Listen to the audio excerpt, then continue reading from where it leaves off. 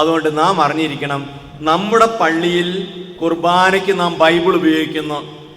ഒരിക്കലും പ്രൊട്ടസ്റ്റന്റുകാരുടെ ബൈബിളോ വ്യാജമായി പ്രിന്റ് ചെയ്ത ബൈബിളോ ഉപയോഗിക്കുകയല്ല. സഭയുടെ ഔദ്യോഗിക ബൈബിളെ ആരാധനയ്ക്ക് ഉപയോഗിക്കുകയുള്ളൂ. POCയിൽ നിന്നാണ് സഭ ഔദ്യോഗിക ബൈബിൾ ഇറക്കുന്നത്. അതേ നമ്മുടെ കുടുംബങ്ങളിൽ ഉപയോഗിക്കാവൂ. പ്രൊട്ടസ്റ്റന്റ് ബൈബിൾ നിങ്ങൾക്ക് ഫ്രീ കിട്ടും. കോളേജുകളിലും സ്കൂളുകളിലും അവർ ഫ്രീ ആയിട്ട് കൊടുക്കുന്നുണ്ട്. അതിൽ കുറെ വ്യാജമുണ്ട്. അതിലെ പഴയ നിയമം പുതിയ നിയമം എടുത്താൽ 7 പുസ്തകം അതിലില്ല. പ്രൊട്ടസ്റ്റന്റുകാരുടെ ബൈബിളിൽ, സമ്പൂർണ്ണ ബൈബിളിൽ കത്തോലിക്കർ ഉപയോഗിക്കുന്ന 7 പുസ്തകം ഇല്ല.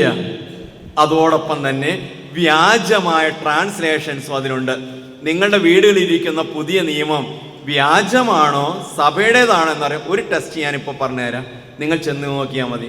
യോഹന്നാന്റെ സുവിശേഷം 2-ാം അധ്യായം കാനായിലെ കല്യാണ വിരുന്നിന്റെ ഭാഗം എടുക്കുക. അതെടുത്തു കഴിഞ്ഞിട്ട് അതിലിങ്ങനെയൊരു ഡയലോഗുണ്ട്.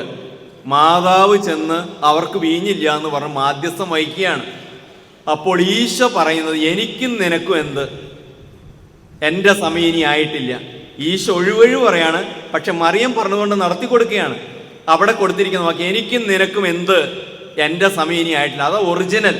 പക്ഷെ പ്രൊട്ടസ്റ്റന്റ് ബൈബിൾ നിങ്ങൾ നോക്കിയാൽ അതിലൊരു വാക്ക് അവർ തിരികെ കയറ്റിയിട്ടുണ്ട്. അതിൻ്റെ ഉള്ളിൽ എനിക്കും നിനക്കും തമ്മിലെന്ത്, തമ്മിൽ, അങ്ങനെ ഒരു വാക്ക് ഒറിജിനൽ ഇല്ലാത്തതാണ്.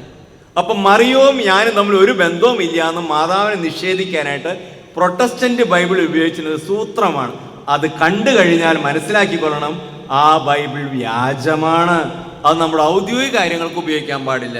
നിങ്ങൾ വല്ലതും വായിക്കാനോ കൊണ്ടു നടക്കാൻ നമുക്ക് കുഴപ്പമില്ല. അപ്പോൾ ഒറിജിനലും വ്യാജവും തിരിച്ചറിഞ്ഞു കൊള്ളണം.